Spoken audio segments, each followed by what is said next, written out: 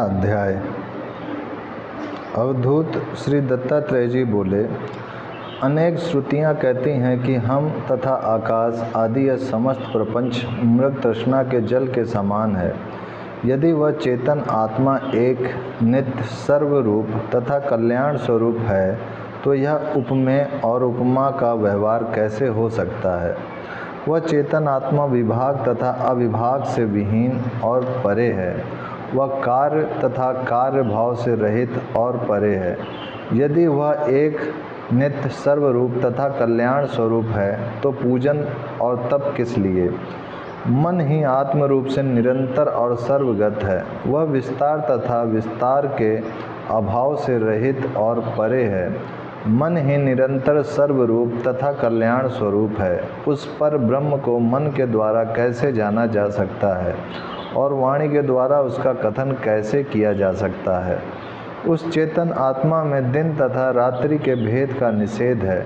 उसमें सूर्य आदि के उदय होने तथा उदय न होने का भी निराकरण है। यदि वह आत्मा एक नित्य सर्वरूप तथा कल्याण स्वरूप है तो ये सूर्य चंद्र तथा अग्नि रूप भिन्न कैसे हो सकते हैं।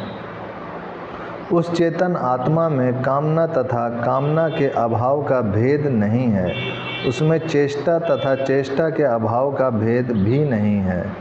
यदि वह एक नित्य सर्वरूप तथा कल्याण स्वरूप है तो उसमें बाहर और भीतर के भेद की बुद्धि कैसे हो सकती है। यदि वह चेतन आत्मा सार तथा असार से रहित है, यदि वह शून्य तथा अशून्य से रहित है और यदि वह एक नित्य सर्वरूप तथा कल्याण स्वरूप है तो फिर उसमें आदि कैसे और अंत कैसे हो सकता है।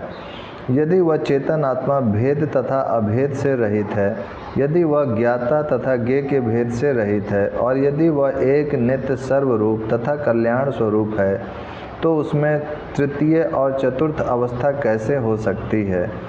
कथित और अकथित व्यवहार सत्य नहीं है। ज्ञात और अज्ञात भी सत्य नहीं है। यदि वह आत्मा एक नित्य सर्वरूप तथा कल्याण स्वरूप है तो फिर विषय, इंद्रियां, बुद्धि तथा मन उसमें कैसे हो सकते हैं। आकाश तथा वायु सत्य नहीं है। पृथ्वी तथा अग्नि भी सत्य नहीं है। यदि वह आत्मा एक नित्य सर्वरूप तथा कल्याण स्वरूप है तो फिर मेघ कैसे सत्य हो सकता है और जल कैसे सत्य हो सकता है।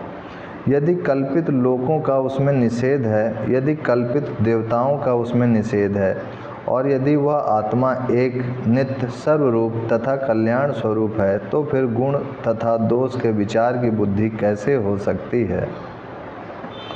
वह चेतन आत्मा मरण तथा अमरण से रहित है। वह कर्तव्य तथा अकर्तव्य से भी रहित है। यदि वह एक नित्य सर्वरूप तथा कल्याण स्वरूप है तो उसमें गमन तथा आगमन का भाव कैसे हो सकता है।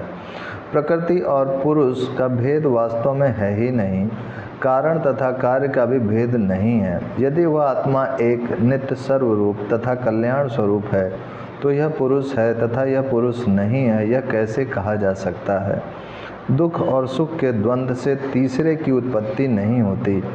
एक गुण से दूसरे गुण की उत्पत्ति नहीं होती। यदि वह आत्मा एक नित्य सर्वरूप और कल्याण स्वरूप है तो वृद्ध, युवा और बालक की भिन्न स्थिति कैसे हो सकती है। वह आत्मा निश्चय ही आश्रम तथा वर्ण से रहित है। वह निश्चय ही कारण तथा कर्ता से भी रहित है। यदि वह आत्मा एक नित्य सर्वरूप तथा कल्याण स्वरूप है तो उसके विषय में नाश होने तथा नाश न होने की बुद्धि कैसे हो सकती है। वह चेतन आत्मा ग्रसने वाला है और ग्रसित किया जाता है, यह मिथ्या है। वह उत्पन्न करने वाला है और उत्पन्न होने वाला है, यह भी मिथ्या है। यदि वह आत्मा एक नित्य सर्वरूप तथा कल्याण स्वरूप है तो वह नाश रहित अथवा नाशवान कैसे हो सकता है। वह आत्मा पुरुष है या पुरुष नहीं है, यह विचार व्यर्थ है। वह स्त्री है या स्त्री नहीं है, यह विचार भी व्यर्थ है। यदि वह एक नित्य सर्वरूप तथा कल्याण स्वरूप है तो शोक और हर्ष की बुद्धि कैसे हो सकती है। यदि वह चेतन आत्मा मोह तथा विषाद से रहित और श्रेष्ठ है, यदि वह संशय तथा शोक से रहित है और श्रेष्ठ है, यदि वह एक नित्य सर्वरूप तथा कल्याण स्वरूप है, तो मैं हूँ तथा यह मेरा है, इस प्रकार की बुद्धि कैसे हो सकती है। यदि चेतन आत्मा में धर्म तथा विधर्म का अभाव है, यदि उसमें बंधन तथा मोक्ष का अभाव है, और यदि वह एक नित्य सर्वरूप तथा कल्याण स्वरूप है, तो इसके प्रति दुख सुख की बुद्धि किस प्रकार हो सकती है। याज्ञिक तथा यज्ञ में वास्तविक भेद नहीं है, इसी प्रकार अग्नि तथा हवनीय वस्तु में भी भेद नहीं है। यदि आत्मा एक नित्य सर्वरूप तथा कल्याण स्वरूप है, तो फिर बताओ कि कर्मों के फल किस प्रकार हो सकते हैं। यह आत्मा निश्चय ही शोक तथा अशोक से रहित है, वह निश्चय ही अहंकार तथा निरहंकार से रहित है। यदि वह आत्मा एक नित्य सर्वरूप तथा कल्याण स्वरूप है, तो राग विराग की बुद्धि कैसे हो सकती है। उस आत्मा में मोह तथा विमोह का विकार नहीं है, उसमें लोभ तथा अलोभ का भी विकार नहीं है। यदि वह एक नित्य सर्वरूप तथा कल्याण स्वरूप है, तो निश्चय ही उसमें विचार तथा अविचार की बुद्धि कैसे हो सकती है। अहो, तुम और मैं इस प्रकार का भेद कभी नहीं है। कुल तथा जाति का विचार भी सत्य नहीं है। मैं ही कल्याण रूप तथा परमार्थ तत्व हूँ, तो फिर अद्वैत रूप मैं यहाँ वंदन किस प्रकार करूँ। वह चेतन आत्मा गुरु तथा शिष्य भाव के विचार से रहित है, वह उपदेश और तर्क की भावना से भी रहित है। मैं ही कल्याण स्वरूप तथा परमार्थ तत्व हूँ, तो फिर अद्वैत रूप मैं यहाँ वंदन किस प्रकार करूँ। यह स्थूल सूक्ष्म आदि देह का कल्पित भेद मिथ्या है, यह चतुर्दश लोकों का कल्पित भेद भी मिथ्या है। मैं ही कल्याण स्वरूप तथा परमार्थ तत्व हूँ, तो फिर अद्वैत रूप मैं यहाँ वंदन किस प्रकार करूँ। आत्मा राग युक्त और राग रहित भी कभी नहीं है, वह निश्चय ही निर्मल निश्चल तथा शुद्ध है। मैं ही कल्याण रूप तथा परमार्थ तत्व हूँ, तो फिर अद्वैत रूप मैं यहाँ वंदन किस प्रकार करूँ। उस चेतन आत्मा में देह युक्त और देह रहित होने का विकल्प नहीं है, उसमें मिथ्या और सत्य चरित्र का भी विकल्प नहीं है। आत्मस्वरूप मैं ही कल्याण रूप तथा परमार्थ तत्व हूँ, तो फिर अद्वैत रूप मैं यहाँ वंदन किस प्रकार करूँ। पवित्रता से युक्त तथा एक रस आत्मानंद में मग्न परम अवधूत उस आत्मा में कुछ भी नहीं देखता है और वहाँ कुछ भी नहीं प्राप्त करता है, क्योंकि वह छंद आदि लक्षण वस्तुतः नहीं है। वह अवधूत तो एकमात्र परम तत्व का ही कथन करता है। छठा अध्याय संपूर्ण। सातवां अध्याय। श्री अवधूत दत्तात्रेय जी बोले, गलियों में गिरे पड़े कपड़ों की बनी हुई गुदड़ी धारण करने वाला, पुण्य पाप से रहित मार्ग पर चलने वाला, शुद्ध चित्त वाला तथा ब्रह्मानंद के रस में मग्न अवधूत नग्न होकर एकांत स्थान में स्थित रहता है, जो प्रत्यक्ष परोक्ष से रहित लक्ष्य वाला है, जो विधि निषेध के वर्जन में दक्ष है, जो अद्वितीय अविद्या शून्य तत्व ज्ञान से पवित्र है, उस अवधूत के लिए वाद विवाद कैसा। अवधूत लोग आशा रूपी पास के बंधन से मुक्त हैं, वे शौचाचार आदि से रहित होकर आत्मा से सदा जुड़े रहते हैं। इस प्रकार वे सभी व्यवहारों से रहित रहते हुए तत्व स्वरूप हैं तथा शुद्ध ज्ञान से संपन्न रहते हैं। इस अवधूत की दृष्टि में देह तथा विदेह का विचार कैसा, इसकी दृष्टि में राग तथा विराग का विचार कैसा। वह निर्मल निश्चल तथा आकाश के समान व्यापक रूप वाला है, वह स्वयं स्वभावतः आत्मस्वरूप है। जहाँ तत्वज्ञान प्राप्त हो गया, वहाँ साकार निराकार रूप अरूप की क्या बात हो सकती है। जिसे परम आकाश भाव व्याप्त है, उसे सांसारिक विषयों का प्रपंच कैसे स्पर्श कर सकता है। वह ब्रह्म स्वरूप अवधूत आकाश तुल्य शाश्वत तथा हंस रूप है। वह परम तत्व विशुद्ध माया मन से रहित तथा हंस रूप है। इस प्रकार इस आत्म स्वरूप अवधूत में भेद विभेद एवं बंध विबंध का विकार तथा भेद किस प्रकार हो सकता है। एकमात्र आत्म तत्व ही शाश्वत तथा सर्वरूप है, उसमें संयोग वियोग तथा अहंकार कैसे हो सकते हैं। इस प्रकार जब वह परम शाश्वत सर्वरूप है, तो फिर उसमें सार असार कैसा। केवल आत्म तत्व ही अज्ञान रहित सर्वरूप आकाश के समान व्यापक एक रस तथा शुद्ध है। ऐसा होने पर इस आत्मा में संग तथा असंग कैसे हो सकते हैं और इसमें सत्य वर्ण तथा विवर्ण का भाव कैसे होगा। वह आत्मज्ञानी अवधूत योग तथा वियोग से रहित योगी है एवं भोग तथा विराग से रहित भी भोगी भी है। इस प्रकार वह मन के द्वारा कल्पित स्वाभाविक आनंद को धीरे धीरे प्राप्त करता रहता है। ज्ञान तथा अज्ञान से तथा द्वैत अद्वैत की भावना से निरंतर युक्त योगी इस संसार में कैसे मुक्त हो सकता है। स्वभाव से ही राग रहित योगी शुद्ध अज्ञान रहित आत्मानंद का भोग कैसे कर सकता है। वह आत्म तत्व खंड तथा अखंड के भाव से रहित है, वह संसर्ग विसर्ग के भावों से भी रहित है। इस प्रकार इस आत्म तत्व में सार तथा विसार कैसे हो सकते हैं। यह समरस परम तत्व स्वरूप तथा आकाश के समान व्यापक आकार वाला है। योगी निरंतर समस्त प्रपंचों से रहित होकर आत्म तत्व में लीन रहता है और संपूर्ण तत्वों से रहित होकर जीवन मुक्त है। ऐसी परिस्थिति में उसका जीवन और मरण कैसे हो सकता है। इस प्रकार उसे ध्यान तथा ध्यान का अभाव किस प्रकार हो सकता है। यह संपूर्ण जगत प्रपंच इंद्रजाल तथा मरु देश में मृग मृचिका के जल के समान मिथ्या है। अविनाशी परिपूर्ण तथा एकमात्र कल्याण स्वरूप आत्म तत्व ही सत्य है। हम लोग धर्म से लेकर मोक्ष पर्यंत चारों पुरुषार्थों के प्रति कामना रहित हैं।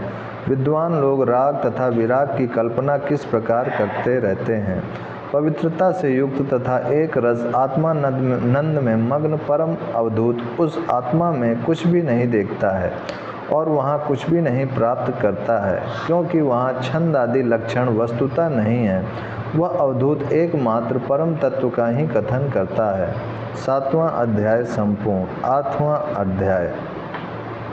अवधूत श्री दत्तात्रेय जी बोले, हे प्रभु, तुम्हारी धाम यात्रा करने से मैंने तुम्हारी सर्वव्यापकता घटा दी। तुम्हारा ध्यान करने से मैंने तुम्हारा चित्त के परे होने का गुण नष्ट कर दिया। मेरे द्वारा तुम्हारी स्तुति करने से तुम्हारा वाणी से परे होने का गुण छिप गया।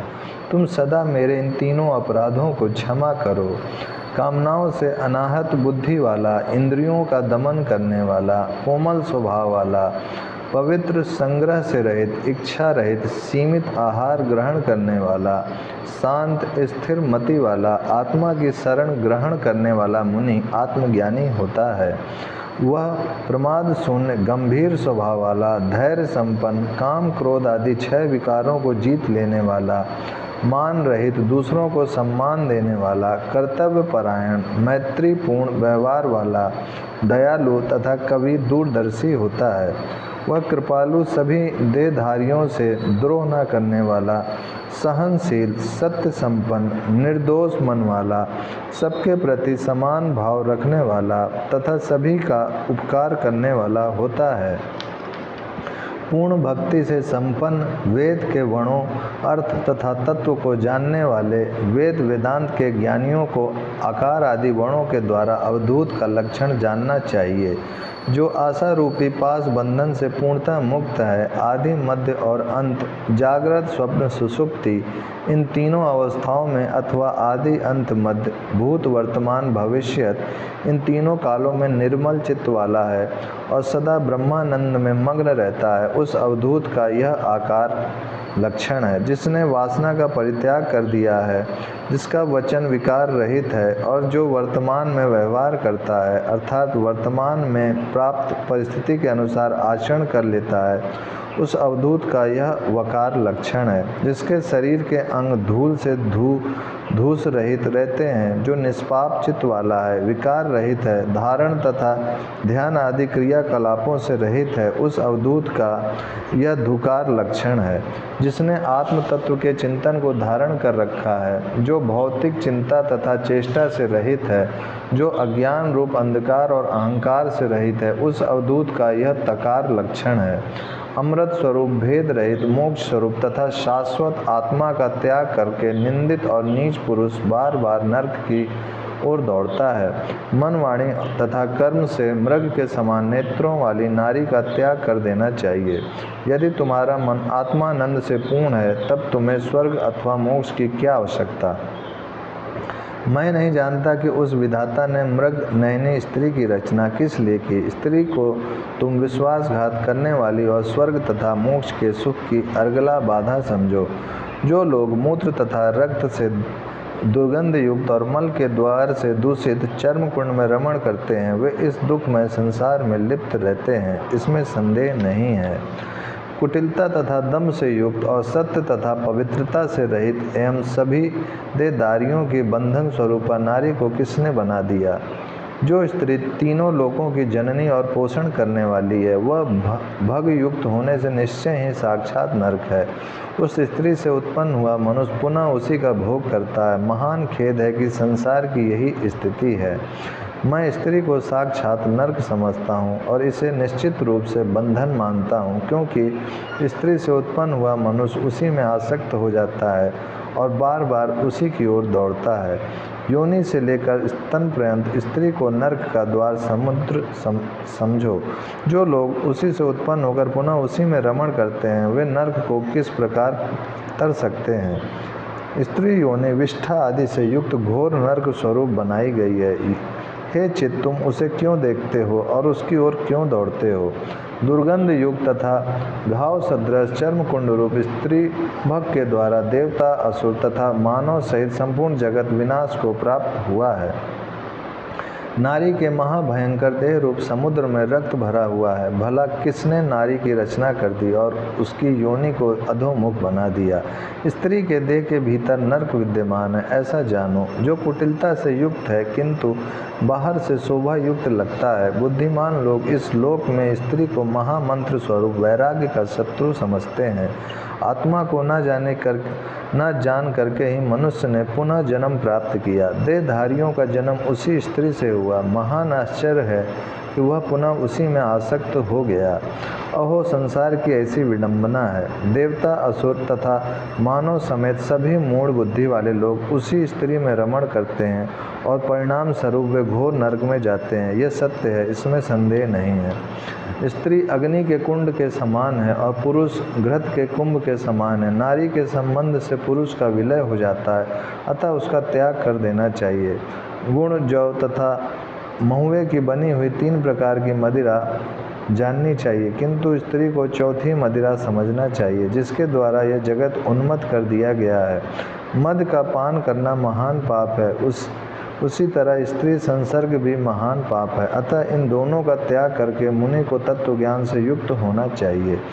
रक्त, रस, मांस, मेद, चर्बी, हड्डी, मज्जा, शुक्र इन धातुओं से बंधा हुआ शरीर भी चिंता करने से नष्ट हो जाता है, क्योंकि चिंता के कारण चित्त के नष्ट होने पर सभी धातुएं नाश को प्राप्त हो जाती हैं। अतः चित्त की सब प्रकार से रक्षा करनी चाहिए। स्वस्थ चित्त में ही उचित अनुचित का विचार करने वाली विवेक बुद्धि उत्पन्न होती है। आनंद स्वरूप अवधूत श्री दत्तात्रेय जी ने इस अवधूत गीता की रचना की है। जो लोग इसको पढ़ते और सुनते हैं उनका पुनर्जन्म नहीं होता है। 8वां अध्याय संपूर्ण। इति अवधूत गीता संपूर्ण। ओम शांति शांति शांति।